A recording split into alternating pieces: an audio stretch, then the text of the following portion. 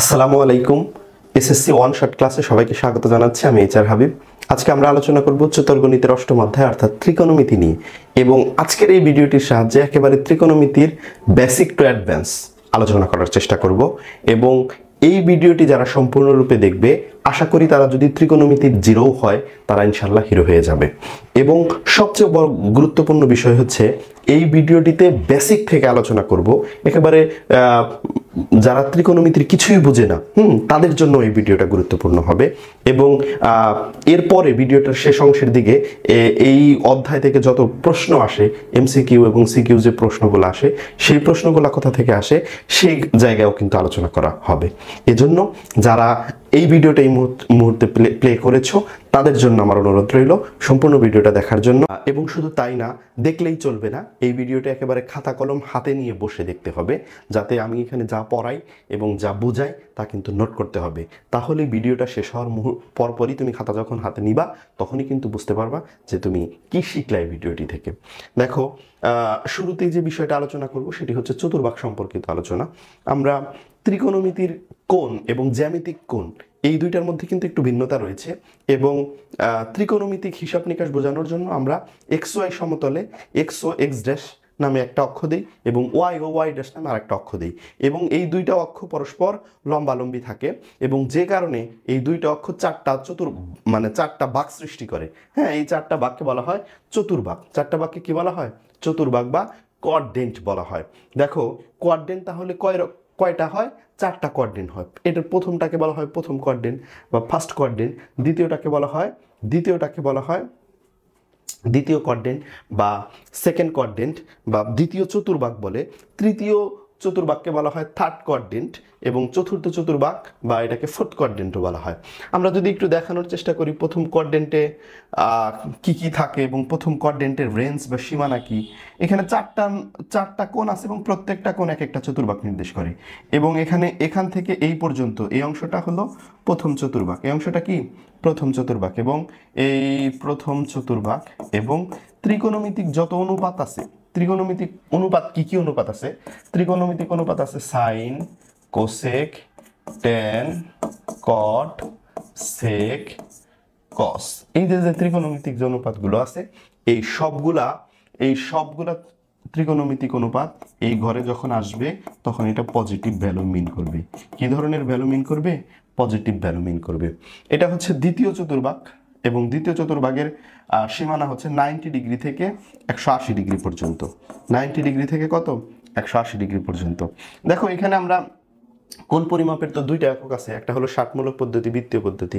এটা যদি আমরা রেডিয়ানে বলতে চাই তাহলে বৃত্তীয় পদ্ধতিতে বলতে চাই এটা π/2 বলা যায়, এটাকে পাই বলা যায়, এবং এটাকে বলা হয় দ্বিতীয় চতুর্ভাগ বা সেকেন্ড কোয়াড্রেন্ট।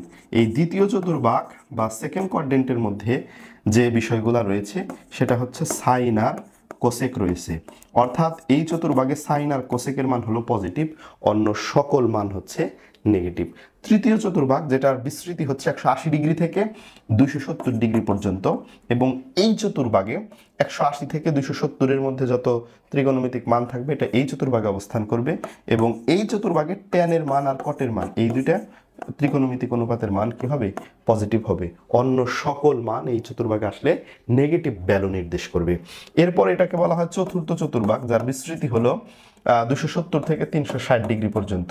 এটা হিসাবে যদি বলি রেডিয়ান পদ্ধতিতে তাহলে 3π/2 রেডিয়ান, আর এটা হচ্ছে 2π রেডিয়ান। এই হচ্ছে বিষয় চতুর্থ চতুর্ভাগ বা ফোর্থ কোয়াড্রেন্ট। এবং এই চতুর্ভাগে হলো কজ আর সেক এই দুইটা মান হচ্ছে, এই দুইটা ত্রিকোণমিতিক অনুপাতের মান হচ্ছে পজিটিভ, এবং অন্য সকল মান হচ্ছে এই চতুর্ভাগে কি হবে? নেগেটিভ মিন করবে। আশা করি তোমরা চতুর্ভাগের বিষয়টা বুঝতে পেরেছো। এখন আরো বেসিক কিছু কথা আলোচনা করতে চাই, সেটা হচ্ছে এই যে ত্রিকোণমিতিক অনুপাতগুলোর ক্ষেত্রে কয়েকটা টার্ম আছে, যেমন সাইনের পরে যদি মাইনাস থিটা আছে, সাইন মাইনাস থিটা, এটা কিন্তু মাইনাস সাইন থিটা হয়।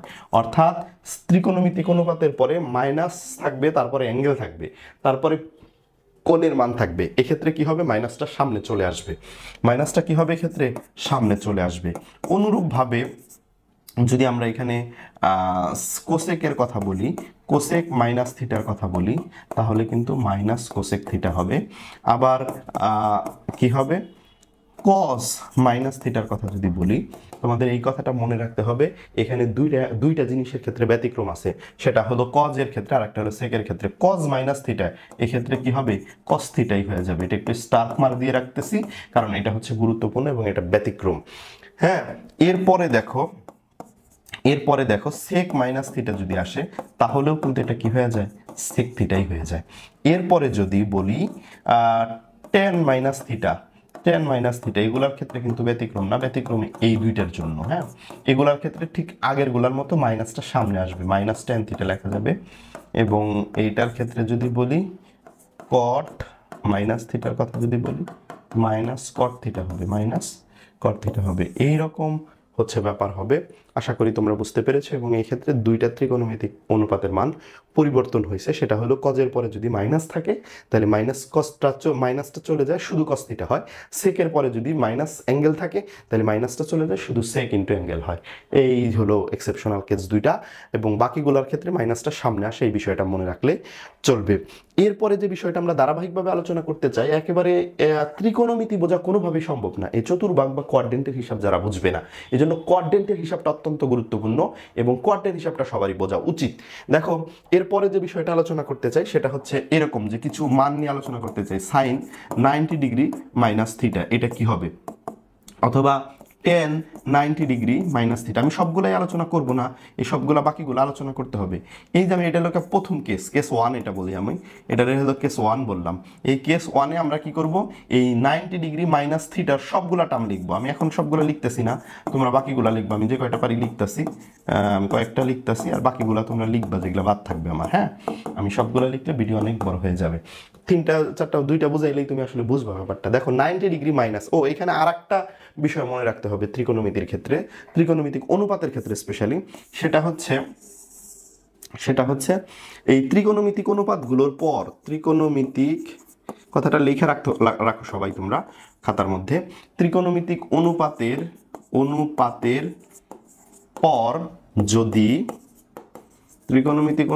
পর যদি 90 ডিগ্রি 270 ডিগ্রি বা 90 ডিগ্রির বিজোড় গুণিতক, 90 ডিগ্রির বিজোড় গুণিতক আসে, কি আসে, বিজোড় গুণিতক আসে, তাহলে কিন্তু ত্রিকোণমিতিক অনুপাত পরিবর্তিত হয়। তাহলে ত্রিকোণমিতিক অনুপাতগুলো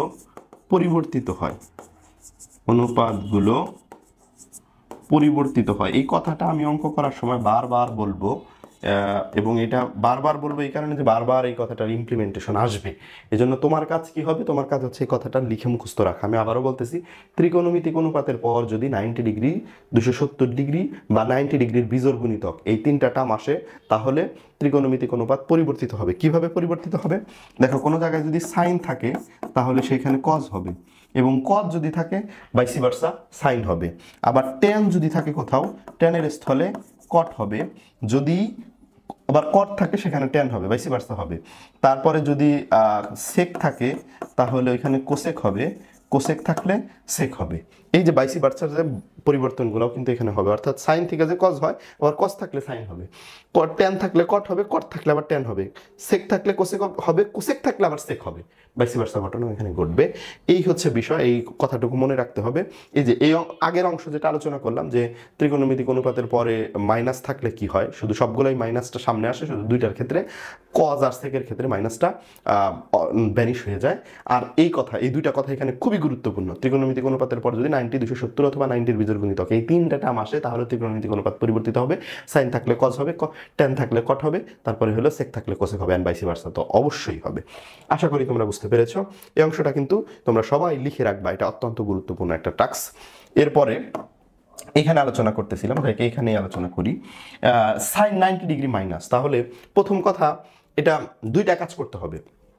এই ধরনের কোয়াড্রেন্ট হিসাব বলতে আমরা যে শব্দগুলা বলি, যে ত্রিকোণমিতির ক্ষেত্রে কোয়াড্রেন্ট হিসাব টার্মটা কি, আসলে কোয়াড্রেন্ট হিসাব মানে হচ্ছে দুইটা হিসাব। একটা হলো এইখানে যে অ্যাঙ্গেলটা দেওয়া থাকবে ওইটার রেসপেক্টে এটা কোন চতুর্ভাগে অবস্থান করে, এটা কি করে, কোন চতুর্ভাগে অবস্থান করে। আর দ্বিতীয় কাজ যেটা, সেটা হচ্ছে এখানে ত্রিকোণমিতিক অনুপাতটা কি পরিবর্তিত হবে কিনা, ত্রিকোণমিতিক অনুপাতটা পরিবর্তিত হবে কিনা, পরিবর্তিত হবে কিনা সেটা এই তিনটা অ্যাঙ্গেল দেখতে হবে, 90 আছে কিনা, 270 আছে কিনা, অথবা 90-র বিজোড় আছে কিনা, এই তিনটা থাকলে পরিবর্তন হবে।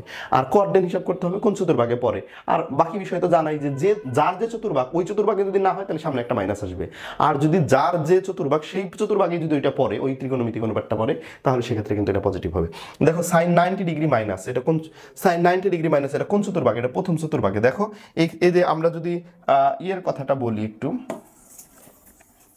এই যে চতুর্ভাগ এখানে অঙ্কন করাই আছে, এটার ক্ষেত্রে যদি একটু বলি যে দেখো 90 ডিগ্রি কিন্তু এই যে প্রথম চতুর্ভাগ, এবং এটা এই পর্যন্ত। দেখো 90-র পরে বিয়োগ আছে, এই কথাটাও মনে রাখতে পারো যে বিয়োগ থাকলে আগের কোঅর্ডিনেটে, বিয়োগ থাকলে কোথায়, আগের ঘরে, হ্যাঁ আগের কোঅর্ডিনেটে, আর প্লাস থাকলে পরের কোঅর্ডিনেটে।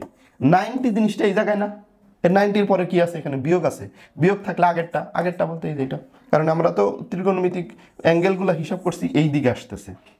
কোণের ডিরেকশন, পজিটিভ ডিরেকশন হচ্ছে অ্যান্টি ক্লকওয়াইজ। কোণের পজিটিভ ডিরেকশন কোনটা, অ্যান্টি ক্লকওয়াইজ। ঘড়ির কাঁটার বিপরীত দিকে যদি ঘোরাও তাহলে এটা হচ্ছে কোণের ধনাত্মক দিক, আর যদি ঘড়ির কাঁটার দিকে হিসাব নিকাশ করো এগুলো নেগেটিভ দিক। এগুলো পরে আর বুঝতে পারবা ডিটেলসে। তো এখানে 90 আছে, আবার বিয়োগ আছে, তাহলে আগের চতুর্ভাগে, তাহলে আগের চতুর্ভাগে কি আছে, সাইনটা আছে। আমি বলছিলাম প্রথম চতুর্ভাগে হচ্ছে অল পজিটিভ, মানে সবাই আছে, এখানে সবাই আছে, তাহলে এখানে নেগেটিভ মান আসবে না সামনে। কিন্তু 90-র কারণে তো ত্রিকোণমিতিক অনুপাত চেঞ্জ হয়, এটা বলছি না, 90 270 আর 90-র বিজোড় গুণিতক, অতএব এটা কি হবে, সাইন থাকলে কজ হয়ে যাবে, আর কস থিটা হবে। আশা করি তোমরা বুঝতে পেরেছো। অনুরূপভাবে এটা হবে কট থিটা, এটা কট থিটা। এই যে কট 90 ডিগ্রি মাইনাস থিটা প্রথম চতুর্ভাগে সবাই পজিটিভ, অতএব নেগেটিভ মান আসবে না, কিন্তু 90 থাকার কারণে ত্রিকোণমিতিক অনুপাত চেঞ্জ হবে, এবং 90 থাকার কারণে এইটা কি বলে, কটের স্থলে ট্যান হয়ে যাবে, ট্যান থিটা হবে।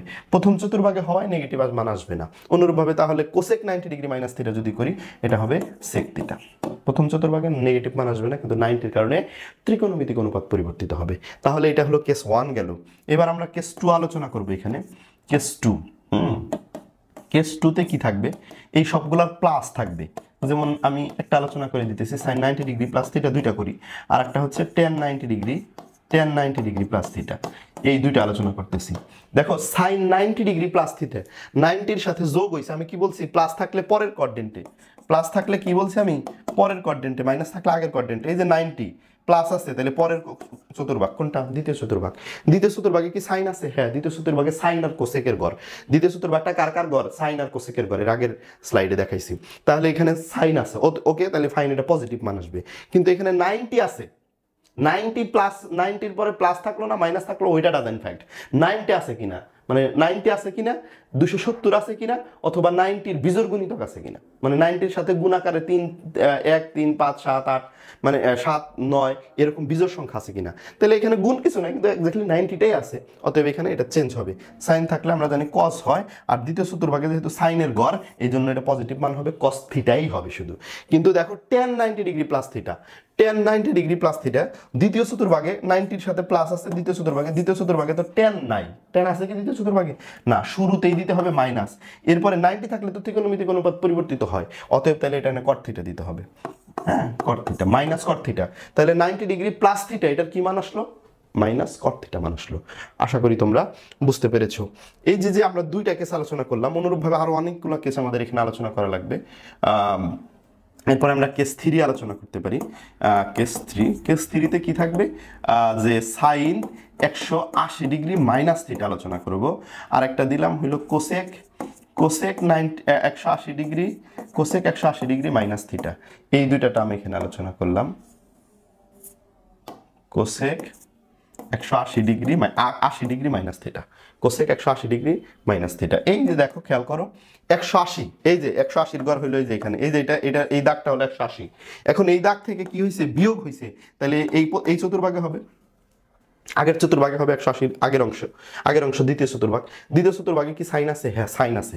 আর 180-র কারণে কি ত্রিকোণমিতিক অনুপাত চেঞ্জ হয় না, হয় না, অতএব সাইন থিটাই হবে এখানে। এরপরে কোসেক 180 ডিগ্রি মাইনাস থিটা, দ্বিতীয় চতুর্ভাগে তো কোসেকও আছে, তাহলে কোসেকের ক্ষেত্রেও পরিবর্তন হবে না। আর হলো 180 আছে, ত্রিকোণমিতিক অনুপাত পরিবর্তন হবে না। আর যেহেতু কোসেকেরই গড়, এই জন্য মাইনাস আসবে না, কোসেক থিটা হবে। আর একটা আলোচনা করে দিতে চাই, কট 180 ডিগ্রি মাইনাস থিটা, এইটা থাকলে কি হবে বলো তো তোমরা? কট 180 ডিগ্রি মাইনাস থিটা থাকলে কি হবে? 180 ডিগ্রি থেকে বিয়োগ, তার মানে 180 ডিগ্রির আগের গড় মানে দ্বিতীয় চতুর্ভাগে কি কট আছে? কট নাই, তাহলে মাইনাস আসবে শুরুতেই, কোনো কথা হবে না, মাইনাস দিয়ে নিবা আগে। 180-র কারণে কি ত্রিকোণমিতিক অনুপাত চেঞ্জ হয় না? আমি তো 180-র কারণে ত্রিকোণমিতিক অনুপাত চেঞ্জ হয় বলি নাই, আমি বলছি 90, 270 আর 90-র বিজোড় গুণিতকের ক্ষেত্রে। অতএব 180-র কারণে ত্রিকোণমিতিক অনুপাত চেঞ্জ হবে না, মাইনাস কট থিটাই হবে। এইভাবে হচ্ছে কোঅর্ডিনেট হিসাব করতে হয়। কেস কত গেল? কেস 3 গেল। আশা করি তোমরা কেস 3 বুঝতে পেরেছো। এখন কেস 3-র পরে আমরা আলোচনা করব কেস 4 নিয়ে। কেস 4 নিয়ে আলোচনা করব। এখানে এই যে বাকি যেগুলা করি না, এগুলো কিন্তু তোমাদের HW, এগুলো কিন্তু করে ফেলবা যখন নোট খাতায় লিখবা। এরপরে কি লিখবো আমরা কেস 4-এ হচ্ছে আমরা মনে করো যে এই লিখি কট 180 ডিগ্রি প্লাস থিটা লিখি, তারপরে সাইন 180 ডিগ্রি প্লাস থিটা লিখি, এই দুইটা লিখলাম। বাকিগুলা তোমরা নিজ দায়িত্বে করে নিবা। দেখো এখানে কি লিখছি? কট 180 ডিগ্রি প্লাস, এই যে 180 ঘর, তাহলে 180-র সাথে প্লাস আছে, তাহলে পরের চতুর্ভাগ, that means third coordinate. Third কোঅর্ডিনেটে কে আছে? থার্ড কোঅর্ডিনেটে তোমাদের মনে রাখতে হবে ট্যান আর কট আছে, তাহলে কটের কথা এখানে আসছে, তাহলে কট পজিটিভ, কট ভালো, কট পজিটিভ। আর 180-র কারণে ত্রিকোণমিতিক অনুপাত পরিবর্তিত হয় না, অতএব কট থিটাই হবে এখানে।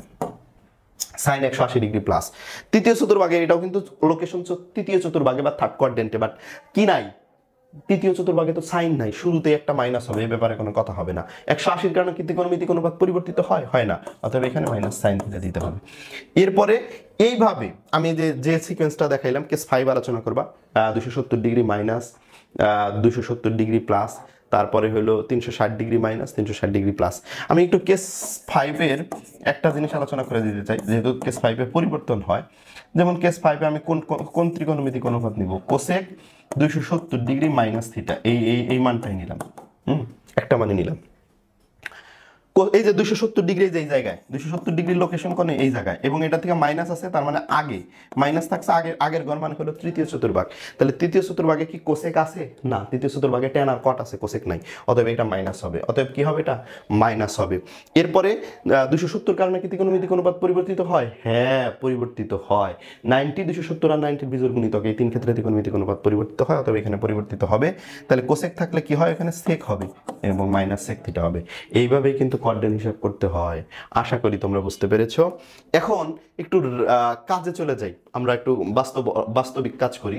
সেটা কি? সেটা হচ্ছে এই যে 180 degree minus 365 degree minus 720 degree ও 1320 ডিগ্রি কোন সমূহের কোন চতুর্ভাগে আছে চিত্রসহ নির্ণয় করো।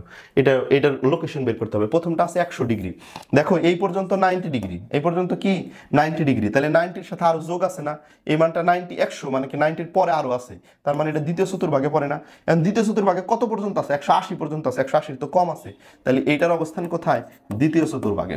এবং মাইনাস 365 ডিগ্রি এর পরে এখানে বলছে, দেখো আমরা বলছিলাম কোণের পজিটিভ ডিরেকশন হচ্ছে ঘড়ির কাঁটার ঘড়ির কাঁটার বিপরীত দিকে, আর ঘড়ির কাঁটার দিকে হচ্ছে নেগেটিভ ডিরেকশন।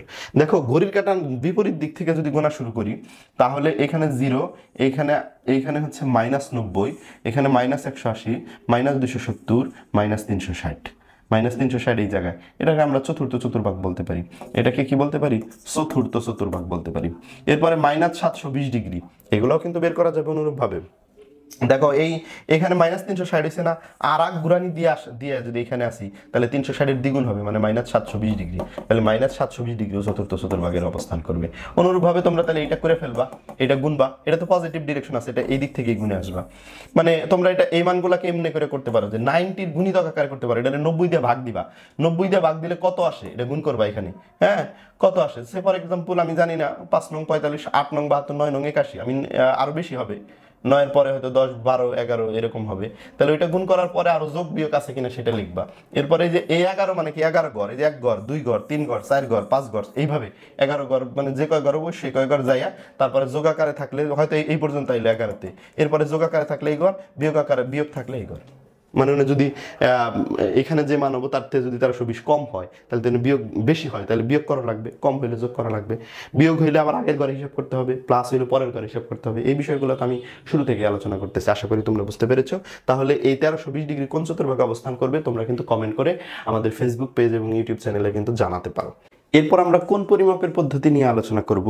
যদিও একটু আগে একবার বলছিলাম যে কোন দুইভাবে পরিমাপ করা যায়, এখন আমরা ধারাবাহিকতা রক্ষার জন্য আবারও বলতেছি কোন পরিমাপের পদ্ধতি মূলত দুইটি, একটি হচ্ছে ষাটমূলক পদ্ধতি, অপরটি হচ্ছে বৃত্তীয় পদ্ধতি। ষাটমূলক পদ্ধতিতে কোন পরিমাপ করতে গেলে 3 ধরনের এককের প্রয়োজন হয়। একটা হচ্ছে ডিগ্রি, 2 নাম্বার হচ্ছে ডিগ্রির পরে মিনিট এবং সেকেন্ড। তাহলে ডিগ্রি, মিনিট, সেকেন্ড ষাটমূলক পদ্ধতিতে কোন পরিমাপ করা যায় এই 3টে এককে।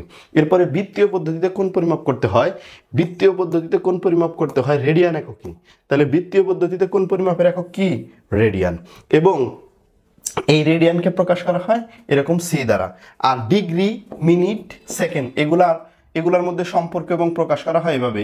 ডিগ্রি প্রকাশ করা হয় এরকম, 1 ডিগ্রি সমান সমান হচ্ছে 60 মিনিট, আবার 1 মিনিট সমান সমান হচ্ছে 60 সেকেন্ড। এই হচ্ছে কোন পরিমাপের 3টে একক, ডিগ্রি, মিনিট এবং সেকেন্ডের মধ্যে সম্পর্ক। সবচেয়ে বড় একক ডিগ্রি, তারপরে মিনিট, তারপরে সেকেন্ড। কোন পরিমাপের বৃত্তীয় পদ্ধতিতে একক হচ্ছে রেডিয়ান। এখন প্রশ্ন হচ্ছে ষাটমূলক পদ্ধতি এবং বৃত্তীয় পদ্ধতিতে কোন পরিমাপের এই দুইটা এককের মধ্যে কোনো সম্পর্ক আছে কিনা। অবশ্যই সম্পর্ক আছে, এবং সেই সম্পর্কটা কি, সেই সম্পর্কটা হচ্ছে প্রশ্ন হচ্ছে এই ষাটমূলক পদ্ধতি এবং বৃত্তীয় পদ্ধতিতে কোন পরিমাপের এককের মধ্যে সম্পর্ক আছে কিনা।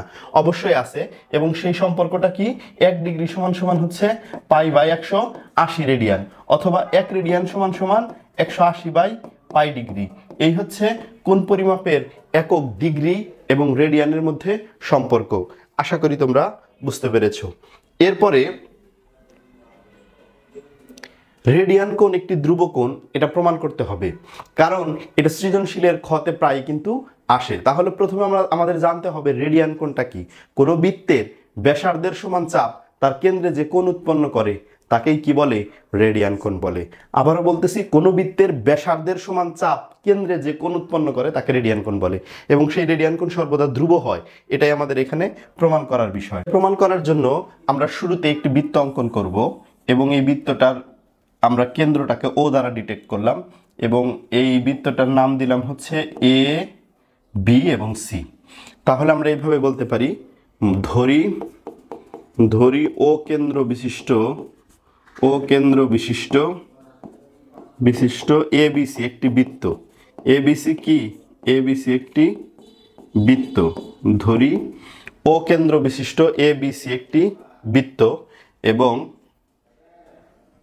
এই বৃত্তের ব্যাসার্ধ, এটা একটা ব্যাসার্ধ ধরলাম, ওবি একটা ব্যাসার্ধ, এবং এই বৃত্তের ব্যাসার্ধের সমান চাপ নিলাম মনে করো পিবি, এবং সেটা কেন্দ্রে যে কোণ তৈরি করলো সেটা হচ্ছে পিওবি। এখানে কোণ পিওবি একটি রেডিয়ান কোণ। তাহলে আমাদের কাছে কি প্রমাণ করতে হবে যে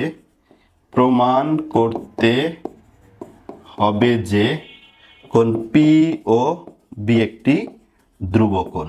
এই পিওবিটা কি কোণ, একটা ধ্রুব কোণ, এটা প্রমাণ করতে হবে। অঙ্কন হচ্ছে ও বি এর উপর, কার উপর, ও বি এর উপর ও এ লম্ব অঙ্কন করি, ও এ লম্ব অঙ্কন করি, ও বি এর উপর ও এ লম্ব অঙ্কন করি। এই যে হচ্ছে ও বি এর উপর, এই হচ্ছে ও এ, এটা হচ্ছে একটা লম্ব অঙ্কন করলাম, যা এটা কি করছে, যা পুরো বৃত্তকে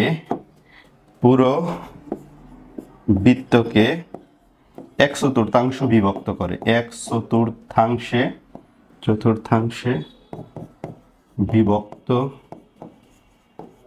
বিভক্ত করে। হ্যাঁ, তাহলে চাপ, এখানে যে চাপের মানটা নিব সেটা হলো চাপ পিবি সমান এই পিবি চাপটা কি করছে, কতটুকু। এই পিবি চাপটা হলো, যেহেতু পিবি চাপটা হলো পিবি, আমি বলছিলাম যে ব্যাসার্ধের সমান চাপ যে কেন্দ্রে যে কোণ উৎপন্ন করে সেটাকেই আসলে রেডিয়ান কোণ বলে। তাহলে সংজ্ঞা অনুসারে এই পিবি চাপটা কিন্তু বৃত্তের ব্যাসার্ধের সমান। কার সমান, বৃত্তের ব্যাসার্ধের সমান, ঠিক আছে, বৃত্তের ব্যাসার্ধ। তার মানে পিবি সমান আর, তাহলে পিবি চাপ পিবি সমান কি হইল, আর হয়ে গেল এখানে। হ্যাঁ, আবার আর একটা চাপ নিব, আবার চাপ হইল এবি চাপটা কি, এবি চাপ সম্পর্কে অলরেডি বলা হয়েছে এখানে। এই যে ও বি এর উপর ও এ লম্ব অঙ্কন করি, ও এ মানে কিন্তু এ বিন্দুটা, হ্যাঁ এখানে আসতেছে। তাহলে এই এ বি চাপটা এখন যা পুরো বৃত্তকে মানে 1/4 বিভক্ত করে, এই অংশটুকু কি, এই অংশটুকু হচ্ছে, এই অংশটুকু কি, এই অংশটুকু কিন্তু পুরা বৃত্তের 4/1 তাহলে 1/4 মূলত পরিধির 1/4 × 2πr, বা এখানে কাটাকাটি করলে πr/2, এই হচ্ছে বিষয়। এখন প্রমাণ করার সুবিধার জন্য আমরা যে কাজটা করব সেটা হচ্ছে এই পিবি চাপরে এবি চাপ দ্বারা ভাগ করব। তাহলে ভাগ করলে কি দাঁড়ায়, চাপ পিবি ডিভাইডেড বাই চাপ এবি, এটা এই পাশে কি দাঁড়ায়, এই পাশে দাঁড়ায় হচ্ছে আর, আর এই পাশে দাঁড়ায় হচ্ছে πr/2। তাহলে পিবি চাপরে যদি এবি চাপ দ্বারা ভাগ করি কি মান দাঁড়ায়, মান দাঁড়াইতেছে কত, আর এখানে আর গুণন 2/πr, আর আর কাটা 2/π। লক্ষ্য করো এই যে চাপ পিবি ডিভাইডেড বাই চাপ এবি, এখানে একটা প্রতিজ্ঞা রয়েছে এবং সেই প্রতিজ্ঞা অনুসারে বইয়ের যদি বলি সিকোয়েন্স বলি, তাহলে বইয়ের সিকোয়েন্স অনুসারে হলো প্রতিজ্ঞা 3, এবং সেই প্রতিজ্ঞা 3 অনুসারে কোনো বৃত্তের যে কোনো চাপ তার কেন্দ্রে যে কোন কেন্দ্রস্থ কোণ তৈরি করে, সেই কেন্দ্রস্থ কোণ এবং চাপ পরস্পর সমানুপাতিক সম্পর্কে সম্পর্কিত। আবারও বলতেছি, কোনো বৃত্তের যে কোনো চাপ কেন্দ্রে যে কোণ তৈরি করে, মানে কেন্দ্রস্থ যে কোণ তৈরি করে, সেই কেন্দ্রস্থ কোণ এবং চাপ পরস্পর সমানুপাতিক। দেখো চাপ পিবি এটাকে আমরা এইভাবে লিখতে পারি, এটা এই পিবি চাপটা কেন্দ্রে কত কোণ তৈরি করছে, কোণ পি ও বি তৈরি করছে, কোণ পি ও বি তৈরি করছে। আবার চাপ এবি চাপটা এই পর্যন্ত, এই এবি চাপটা কেন্দ্রে কত কোণ তৈরি করছে, এবি চাপটা হচ্ছে কেন্দ্রে এ ও বি কোণ তৈরি করছে, কোণ এ ও বি তৈরি করছে। তাহলে এখানে কি বিষয় দাঁড়াইলো, যে চাপ P O B divided by কোণ P O B divided by কোণ A O B is equal to 2/π। এখান থেকে তাহলে আমরা যদি শুধু কোণ পি ও বি বের করি, কোণ পি ও বি বের করি, তাহলে 2/π ইন্টু এই যে নিচে যে কোণ এ ও বি ছিল এটা আসবে, কোণ এ ও বি। হ্যাঁ, এখন 2/π ইন্টু এ ও বি আসলো। এখন 2/π, এখানে এ ও বির মান কত, এ ও বি কিন্তু এক সমকোণ, দেখো এক সমকোণ একটা কনস্ট্যান্ট, 2/π ও একটা কনস্ট্যান্ট, তাহলে এই পি ও বিটা কি দাঁড়াইলো, কনস্ট্যান্ট না, অর্থাৎ কোণ পি ও বি একটি ধ্রুব কোণ। পি ও বি মানে কি, রেডিয়ান কোণ। পি ও বি কিন্তু শুরুতেই যে রেডিয়ান কোণ ছিল, অর্থাৎ রেডিয়ান একটি ধ্রুব কোণ। আশা করি তোমরা বুঝতে পেরেছো।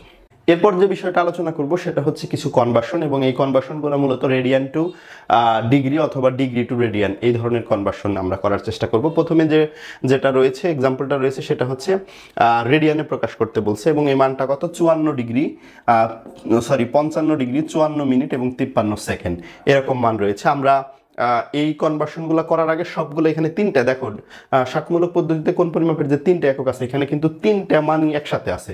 তাহলে তিনটা মানরে তো সরাসরি আমরা রেডিয়ানে প্রকাশ করতে পারি না, সে কারণে আমাদের কাজ হবে কি, সে কারণে আমাদের কাজ হবে এটাকে প্রথমে এই 54 ডিগ্রির মানে এই শেষের ছোট এককগুলা থেকে আস্তে আস্তে সবগুলার এক একক বানানো। অর্থাৎ এই যে রেডিয়ান, মিনিট, সেকেন্ড, এগুলো তো সবগুলা তো ষাটমূলক পদ্ধতির একটা এককই, অতএব সবগুলারে একটা আগে কনভার্ট করব। একটাই বলতে বড় যেটা সেটা, বড় হচ্ছে ডিগ্রি, সবগুলার আগে ডিগ্রিতে রূপান্তর করব। দেখো সেকেন্ডে তো সরাসরি ডিগ্রিতে রূপান্তর করা যাবে না, সরাসরি করা যাবে একবারে 3600 দিয়ে ভাগ দিতে হবে। তাহলে ধাপে ধাপে যদি করি, প্রথমে হচ্ছে 53 মিনিটে আমরা 53 সেকেন্ডে আমরা মিনিট বানাবো, সেক্ষেত্রে 53/60 লিখবো, এবং তারপরে কি করব, এরপর 54, এটা তো মিনিট রয়েই গেছে, তাহলে 54 সমস্ত 53/60, এটা একটু ক্যালকুলেশন করলে 3200, মানে 54 আর 60 গুণ করলে এবং সাথে 53 যোগ করলে আসে 3293। এই যে 3293 ডিভাইডেড বাই 60, এটা কি হয়ে গেল, মিনিট হয়ে গেল। 60 মিনিট, এটা আমরা জানি। হ্যাঁ, তাহলে 1 ডিগ্রি মানে যদি 60 মিনিট জানি, তাহলে কোন এককটা বড়, এখানে ডিগ্রি এককটা বড়, তাহলে এখানে আমরা এই অংশের মিনিটটারে যদি ডিগ্রি বানাইতে চাই, তাহলে আবারও 60 দ্বারা ভাগ করতে হবে। এই যে দেখো আবারও 60 দ্বারা ভাগ করছে, তাহলে আবার যখন আমরা 60 দ্বারা ভাগ করব, তখন তো এই সবটি মিনিটে ডিগ্রিতে হয়ে যাবে। তাহলে এখন সবগুলো একসাথে লিখতে পারি, এই 55 ডিগ্রি, তারপরে এই 3293/60, আর একটা এক্সট্রা একটা ওই যে সম্পর্কের 60 ভাগ। তাহলে এই হচ্ছে সবটুকু কিসে হয়ে গেল, ডিগ্রিতে হয়ে গেল। এখন এই সবটুকু ডিগ্রিতে যদি আমরা রেডিয়ান বানাইতে চাই, আমরা কি করব, এরপর আমরা জানি 1 ডিগ্রি মানে হলো π/180 রেডিয়ান। তাহলে এই অংশের সাথে π/180 গুণ করে দিব, কি গুণ করে দিব, π/180 গুণ করে দিব, তাহলে পুরাটুকু রেডিয়ানে হয়ে যাবে। এরপরে ক্যালকুলেটর দিয়ে ক্যালকুলেশন করলেই মানটা চলে আসবে। আশা করি তোমরা বুঝতে পেরেছো। আশা করি তোমরা কনভার্সনটা বুঝতে পেরেছো। এরপর একটা গাণিতিক সমস্যা যেটা সিলেট বোর্ড 2016 সালে আসছিল। প্রশ্ন হচ্ছে একটি চাকার ব্যাসার্ধ 2 মিটার। একটি চাকার ব্যাসার্ধ কত দেওয়া আছে?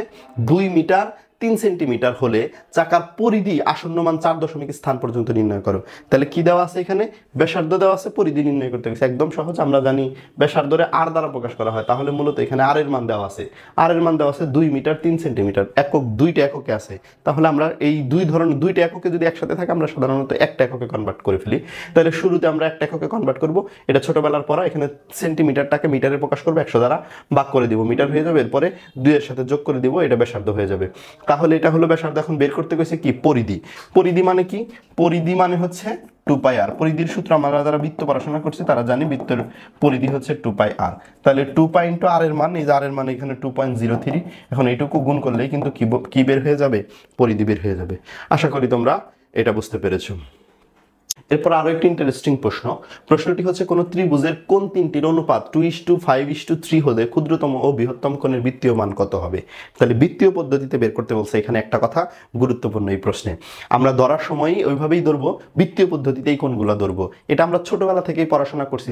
যেমন পিতা এবং পুত্রের বয়সের অনুপাত 5:3, এরকম অঙ্ক আমরা অসংখ্যবার করছি। তখন পিতার বয়স 5x এবং পুত্রের বয়স 3x ধরছি। আমরা জানি অনুপাত is not a exactly value. অনুপাত হচ্ছে কোনো একটা মানের গুণিতক মান নির্দেশ করে, অর্থাৎ এক্স্যাক্টলি মান হবে ওই অনুপাতের কোন একটা গুণিতক হবে।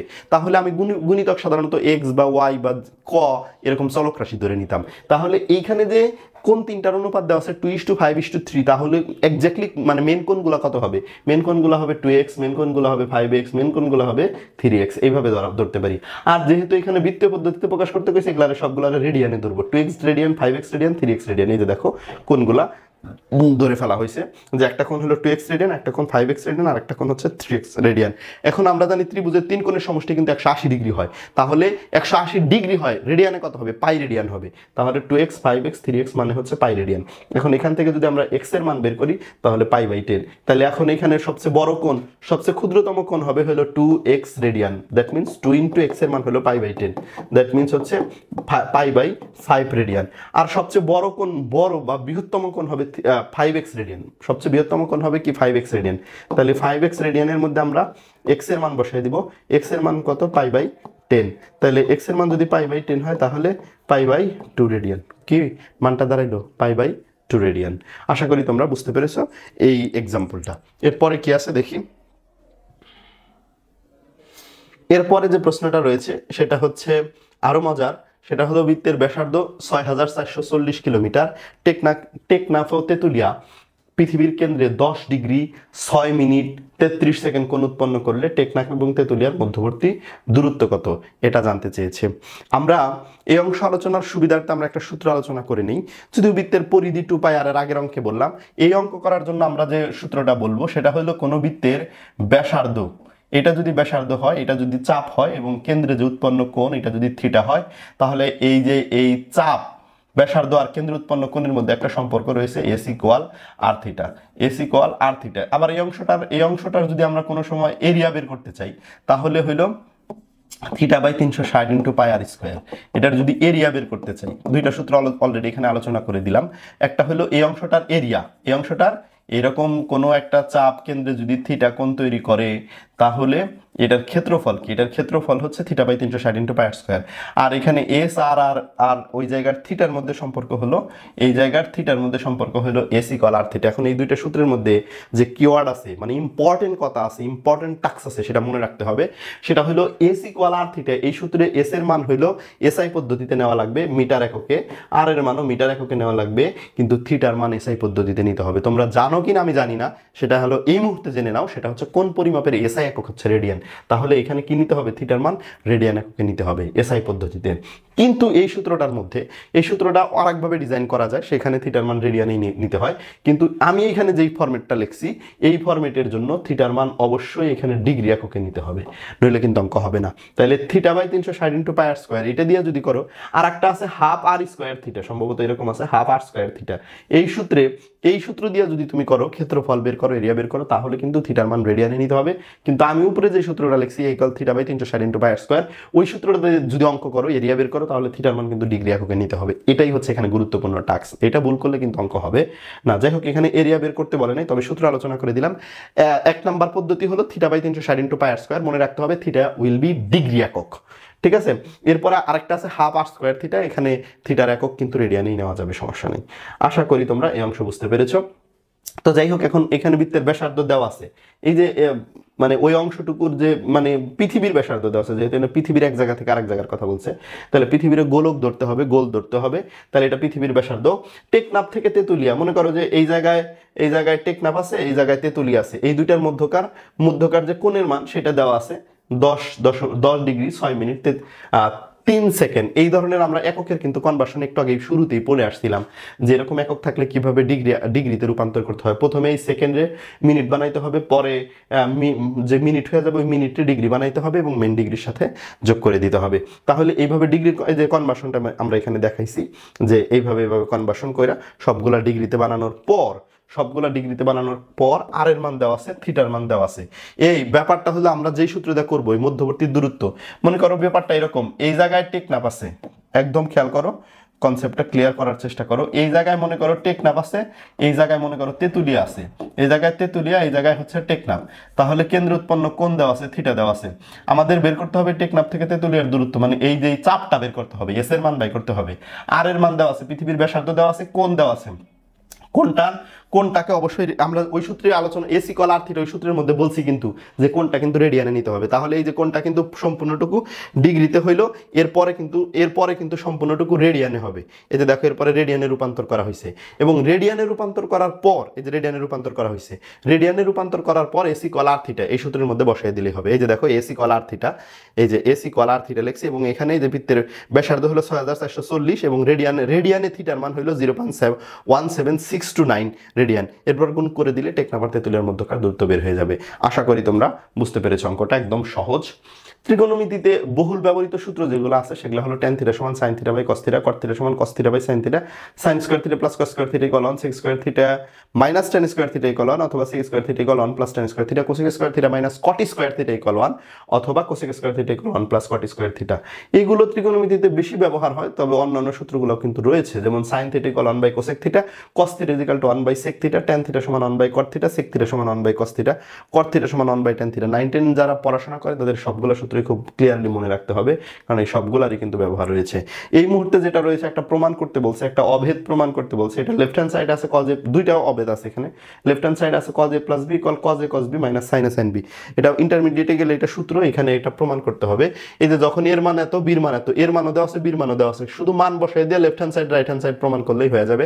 আমি 1 নাম্বার প্রমাণ অর্থাৎ ক নাম্বারটা করব, খ নাম্বারটা তোমাদের লেফট হ্যান্ড সাইড। তাহলে দেওয়া আছে কি, দেওয়া আছে হচ্ছে a = π/3 আর b = কত π/6। হ্যাঁ, আমরা যে ছোটবেলায় যে কোণগুলো পড়ছি যে পাই মানে কিন্তু 180, এটা কিন্তু রেডিয়ান পদ্ধতিতে দেওয়া আছে। তাহলে 180 রে 3 দ্বারা ভাগ করলে এটা মূলত কিন্তু 60 ডিগ্রি। আবার পাই মানে 180 রে 6 দ্বারা ভাগ করলে এটা কিন্তু মূলত 30 ডিগ্রি দেওয়া আছে। অতএব এখানে লেফট হ্যান্ড সাইড যদি আমরা লিখি cos a + b, cos কি a + b, অর্থাৎ cos এর মান কত দেওয়া আছে, এর মান দেওয়া আছে 60 ডিগ্রি এবং b এর মান দেওয়া আছে 30 ডিগ্রি, এবং তাহলে এখানে মানটা দাঁড়াইছে cos 90 ডিগ্রি। cos 90 ডিগ্রির মান আমরা কি জানি, 0 জানি। তাহলে লেফট হ্যান্ড সাইডের রেজাল্ট আসলো 0। এখন আমরা দেখব রাইট হ্যান্ড সাইডে কি মান আসে। রাইট হ্যান্ড সাইড কি আছে, রাইট হ্যান্ড সাইড আছে cos a cos b, cos a cos b sin a sin b, sin a sin b, এটা আছে রাইট হ্যান্ড সাইড। এখানেও আমরা প্রত্যেকটা এর মান বসাই দিব। এর মান কত, এর মান হচ্ছে 60 degree, cos 60 degree, cos b, b মানে কত, b মানে হচ্ছে কিন্তু 30 ডিগ্রি, b মানে 30 ডিগ্রি, sin a, a মানে হচ্ছে কিন্তু 60 ডিগ্রি, a মানে হচ্ছে 60 ডিগ্রি, sin b মানে হলো 30 ডিগ্রি। এখন আমরা মান বসাই দিব। এই cos 60 ডিগ্রির মান কত, cos 60 এইটার মান হচ্ছে হাফ, আর cos 30 এর মান হচ্ছে √3/2, sin 60 এর মান √3/2, sin 30 এর মান হাফ। দেখো এখানে আর এখানে একই জিনিস আছে, বিয়োগ আকারে আছে, অতএব 0। সুতরাং left hand side equal right hand side proof. সুতরাং left hand side equal right hand side proof, প্রমাণ করতে বলছে প্রুফ। দেখো এখান থেকে এইভাবে কিন্তু প্রমাণ হলো। ঠিক সেম ভাবে খ নাম্বারটা করা যাবে, তোমরা খ নাম্বারটা করে নিবা। এরপরে ক্যালকুলেটর ব্যবহার না করে মান নির্ণয় করো। দেখো এখানে ক্যালকুলেটর ব্যবহার না করে এই মানগুলো বের করতে বলছে, আমরা বের করে দিচ্ছি, একদম সহজ। tan π/4 মানে tan 45 ডিগ্রি, এগুলো মান তোমাদের এই ত্রিকোণমিতিক মানগুলো মুখস্থ করতে হবে। ত্রিকোণমিতিক অনুপাত সাইন, কস, tan, cot, sec, cosec এদের জন্য।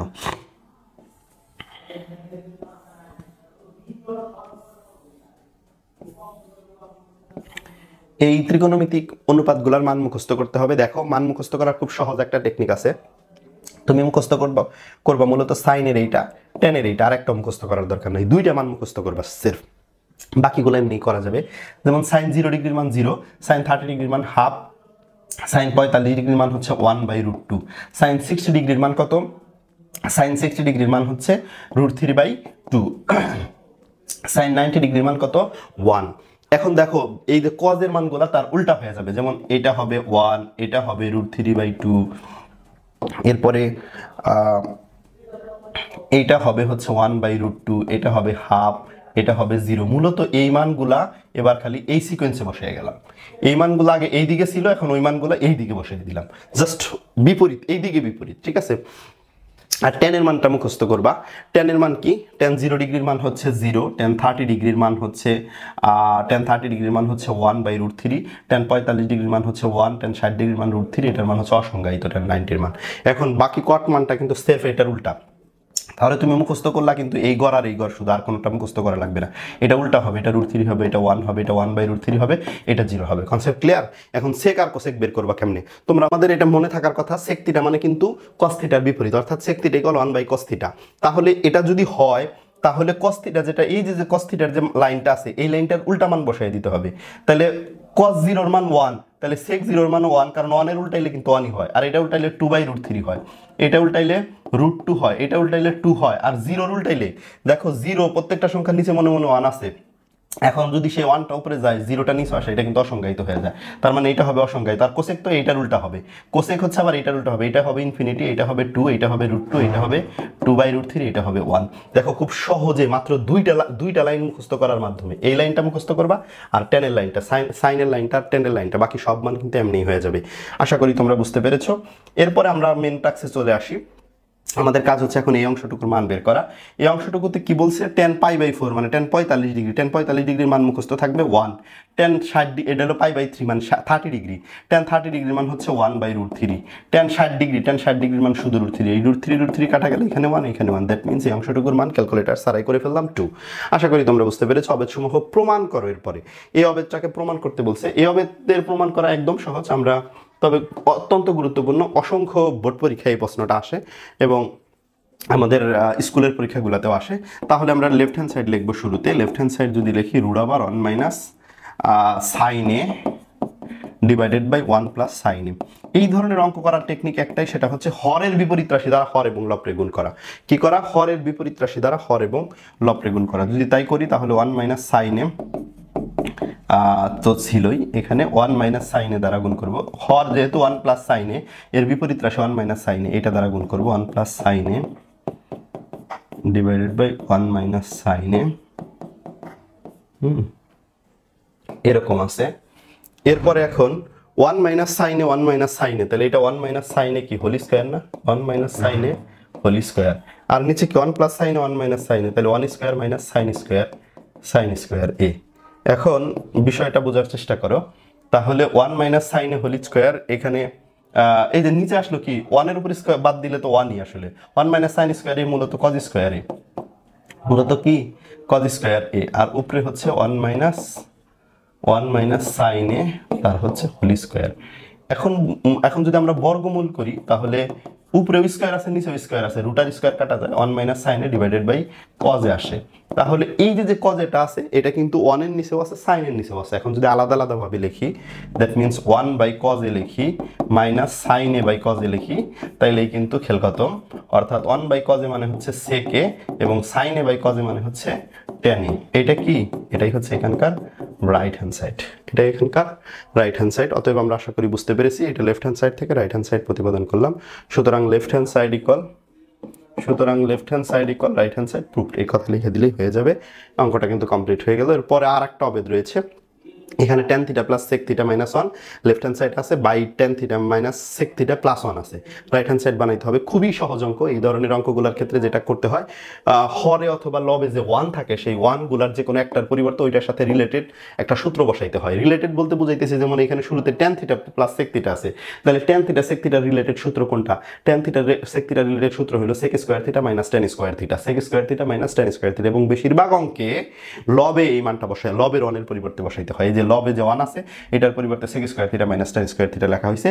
এবং এই sec square theta minus tan square theta মানে কি? sec theta plus tan theta into sec theta minus tan theta, এই সূত্র মানে এ স্কয়ার মাইনাস বি স্কয়ারের সূত্র, এ plus B into a minus B. এখন আমরা যদি এখানে sec theta plus tan theta যদি আমরা কমন নিই, কারণ এই যে দেখো এই মাইনাসের আগেও sec theta plus tan theta আছে, পরেও sec theta plus tan theta আছে, তাহলে sec theta plus tan theta যদি কমন নেই, এই অংশে থাকে শুধু 1, এখানে থাকে 1 আর এখানে থাকে sec theta minus tan theta. কিন্তু এই যে সামনে মাইনাস থাকার কারণে এই মাইনাস sec থিটা হয় ঠিকই, কিন্তু tan থিটার আগে মাইনাসটা প্লাস হয়ে যায়, প্লাস tan থিটা। এখন নিচের হরের সাথে কিন্তু নিচের এই অংশটা মিলে গেছে, তাহলে only sec theta plus tan theta থাকে। এইভাবেই কিন্তু এই অঙ্কটা আমরা প্রমাণ করতে পারি। এরপরে যে প্রশ্নটা তোমরা দেখতে পাচ্ছ, রাজশাহী বোর্ড 2020 সালে আসছিল, প্রশ্নটা রয়েছে cos a plus sin a সমান √2 cos a হলে প্রমাণ করো যে cos a minus sin a সমান √2 sin a। এই অংশটা করার জন্য প্রথমে যে দেওয়া আছে সেটা লিখবো এবং সেখান থেকে যার সাথে যার সম্পর্ক বা মিল রয়েছে সেই অংশগুলো একপাশে নিব। দেখো এখানে cos a আছে লেফট হ্যান্ড সাইডে, রাইট হ্যান্ড সাইডেও √2 cos a আছে, তাহলে এই cos a গুলো একপাশে নিয়ে নিব। এই যে √2 cos a minus cos a, তাহলে এখানে sin a সমান, আমরা এরপরে এই পাশে কিন্তু লেফট হ্যান্ড সাইডে sin a রয়ে গেল, আমরা এবার cos এর মান বের করব। cos এর মান যদি বের করি তাহলে √2 মাইনাস sin a cos এর সাথে যেটা গুণাকার আছে এই পাশে এসে সেটা কি হবে? ভাগাকারে থাকবে, অর্থাৎ cos a সমান সমান কি? sin a by √2 minus 1। cos a সমান সমান হলো sin a বাই √2 মাইনাস 1। এখন লেফট হ্যান্ড সাইড, এখন কি সাইড নিব আমরা? লেফট হ্যান্ড সাইড নিব, সেটা হচ্ছে cos a minus sin a, cos a minus sin a। এখন ব্যাপারটা বোঝার চেষ্টা করো, আমরা cos এর মান কেন বের করলাম? যেহেতু রাইট হ্যান্ড সাইড যে অংশটা প্রমাণ করতে বলছে ওইখান থেকে বানাইতে বলছে √2 sin a, তাইলে তো cos a রাখা যাবে না, এই জন্যই আমরা cos এর মান বের করছি। তাহলে cos এর মান কি আসলো? sin a by √2 minus 1 minus sin a। এবার আমরা যদি লসাগু করি √2 মাইনাস 1, তাহলে কি আসে? sin a minus √2 sin a plus sin a, এরকম আসে। তাহলে sin a sin a যোগ করলে কি দাঁড়ায়?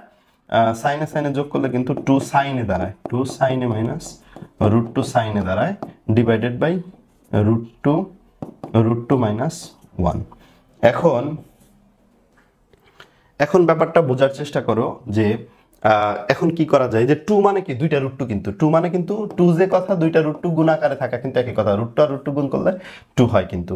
তাহলে এখানে √2 sin a এটা কিন্তু আমরা কমন নিতে পারি দুই অংশের মধ্যে, তাহলে এখানে থাকে কি? একটা √2 থাকে আর ওইখানে 1 থাকে, তাহলে নিচেও কিন্তু √2 মাইনাস 1 আছে, √2 মাইনাস 1 কাটা, তাহলে রয়ে গেল কি? √2 minus sin a, √2 into sin a, sorry রয়ে গেল √2 sin a। এটাই কিন্তু রাইট হ্যান্ড সাইড, এই যে দেখো রাইট হ্যান্ড সাইড কিন্তু √2 sin a। আশা করি তোমরা এই অঙ্কটা বুঝতে পেরেছো। কোনো সমস্যা হলে অবশ্যই আমাদের ফেসবুক পেজের কমেন্ট বক্স অথবা ইউটিউবের কমেন্ট বক্সে তোমরা কমেন্ট করতে পারো। এরপরের গাণিতিক সমস্যাটি দেখো, যেটি অত্যন্ত গুরুত্বপূর্ণ এবং একই সাথে চট্টগ্রাম, রাজশাহী, দিনাজপুর, কুমিল্লা এবং সিলেট বোর্ড এবং যশোর বোর্ডেও এসেছিল। প্রশ্নটি হচ্ছে a cos theta minus b sin theta equal c হলে প্রমাণ করো যে a sin theta plus b cos theta equal plus minus √² plus b square minus c square. এখন এই প্রশ্নটা এখানে আছে, এটা ইন্টারমিডিয়েটেও আছে, অত্যন্ত গুরুত্বপূর্ণ এ কারণেই কিন্তু। এবং ইন্টারমিডিয়েটের পরীক্ষায় না আসলেও 9, 10 কিন্তু আসার সম্ভাবনা এটা 99%, অর্থাৎ এক বছর না আসলে পরের বছর এটা আসার দেখা যায় যে আমরা অনেক গুরুত্ব দিয়ে পড়ি, অর্থাৎ পরের বছর আসতেই পারে এরকম ব্যাপার।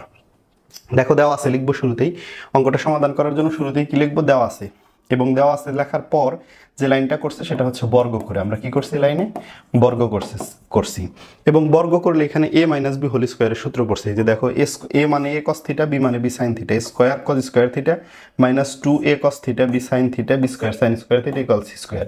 জাস্ট লেফট হ্যান্ড সাইডে a মাইনাস b হোল স্কয়ারের সূত্র ফেলা হয়েছে। এখন দেখো cos স্কয়ার থিটাকে ভাঙানো হয়েছে, cos স্কয়ার থিটার পরিবর্তে 1 মাইনাস sin স্কয়ার থিটা, এবং এখানে sin স্কয়ার থিটার পরিবর্তে 1 মাইনাস cos স্কয়ার থিটা, এই দুইটা কাজ করা হয়েছে এই লাইনটাতে।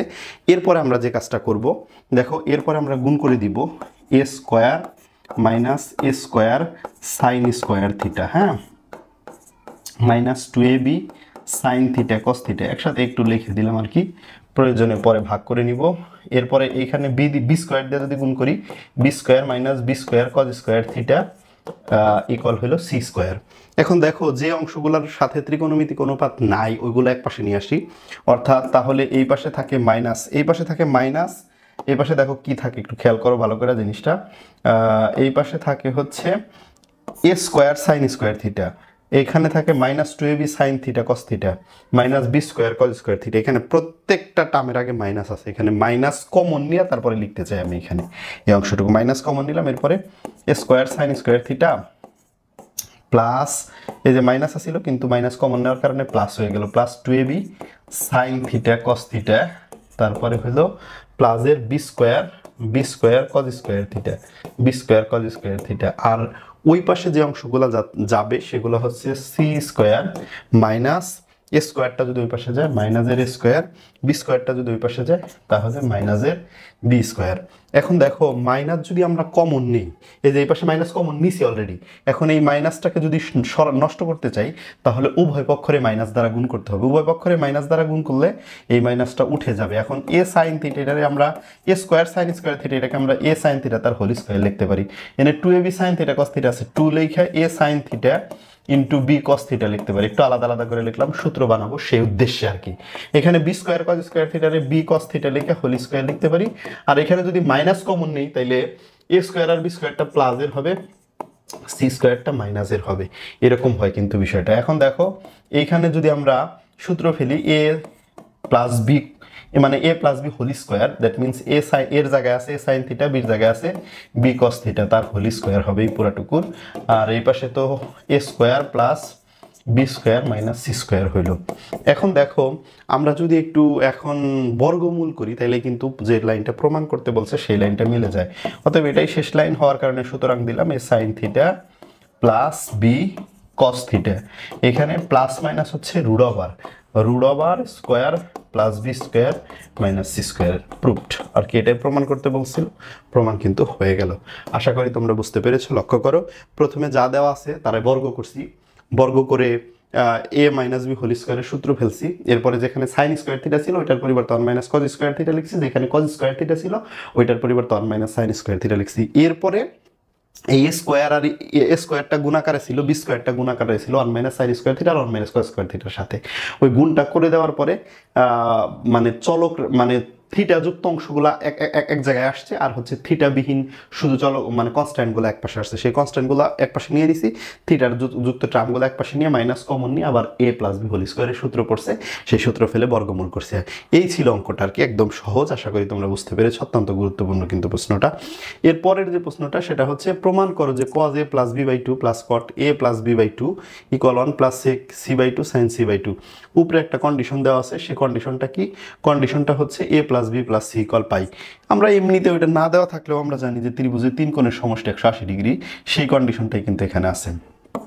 তাহলে লেফট হ্যান্ড সাইড কি আছে? এখানে লেফট হ্যান্ড সাইডে আছে হচ্ছে, আচ্ছা দেওয়া আছে এটা আমরা লিখে নিতে পারি, অথবা যেটা দেওয়া আছে এটা এইখানেই লিখলাম, গিভেন এই অংশটা দেওয়া আছে plus B plus C equal pi. এখন এখানে কি আছে? cos a plus B divided by two plus cot a plus B by two. আমি এই অধ্যায়ের শুরুতে যে কনসেপ্ট বেসিকগুলো বুঝাইছিলাম একদম সেই বেসিক থেকে এই প্রশ্নটা আসছে। দেখো আমরা যদি একটু মান বসাই এখানে, সেটা হলো এ প্লাস বির মানে যে এই অংশ থেকে এ প্লাস বি প্লাস সি, এ প্লাস বি প্লাস সি সমান পাই দেওয়া আছে, তাহলে এখান থেকে যদি আমি এ প্লাস বির মান বসাই, এ প্লাস বির মান বসাই তাহলে কিন্তু পাই মাইনাস সি হয়। তাহলে কি হয়? Pi minus C divided by two. আর এখানে ঠিক সেমভাবে ঠিক সেম ভাবে এখানে A plus B by two এই অংশটার পরিবর্তে মানে এ প্লাস বির পরিবর্তে শুধু pi minus C divided by two, একই ঘটনা হইল। এখন দেখো এই যে টুটা কিন্তু দুইটার নিচেই আছে ভাগাকারে, এবং আমরা দুইটাকে আলাদা আলাদা লিখি, তাহলে pi by two by C by two, আর এখানে হলো plus cot pi by two into C by two, এরকম আসে। এখন দেখো আমরা কর্ডেন হিসাব করবো। কজ 90 ডিগ্রি মাইনাস 90 ডিগ্রি থেকে সামথিং বিয়োগ হয়েছে, মানে প্রথম চতুর্ভাগে পড়ছে, তাহলে প্রথম চতুর্ভাগে অল পজিটিভ ঠিক আছে, বাট 90-এর কারণে ত্রিকোণমিতিক অনুপাত চেঞ্জ হয়ে কজের স্থলে সাইন হবে, সাইন সি বাই টু, আর এখানে টেন সি বাই টু। এই হচ্ছে বিষয়। এখন দেখো আমরা টেন রে কিন্তু এখানে ভাঙাইতে পারি, টেন রে কি ভাঙাইতে পারি? সাইন সি বাই টু যা আছে তাই রইল, টেন রে ভাঙাইতে পারি sine C by two divided by cos C by two. এখন সাইন সি বাই টু যদি আমরা কমন নিই এখানে সাইন সি বাই টু, তাহলে এখানে থাকে 1 plus 1 by cos C by two, হ্যাঁ নিচে শুধু থাকে। আর সাইন সি বাই টু লিখলাম 1 প্লাস এই যে 1 by cos C by two মানে কিন্তু 6 সি বাই টু হয়, সেক সি বাই টু। হ্যাঁ, এটাই কিন্তু আমাদের এখানে প্রমাণ করতে বলছিল, অর্থাৎ রাইট হ্যান্ড সাইড। আশা করি তোমরা বুঝতে পেরেছো, একদম সহজ এবং সিম্পল অঙ্ক, ডিটেলস আর বললাম না। পরের অঙ্কে চলে যাচ্ছি। এখানে বেশ অনেকগুলা 3টা অঙ্ক রয়েছে এবং মূলত প্রথম দুইটা অঙ্ক সেম একই টাইপের। হ্যাঁ, এখান থেকে আমরা সবসময় ক নাম্বারটা করে দিই এবং খ নাম্বারটা ট্রাই করতে বলি, নিজেদের করতে বলি।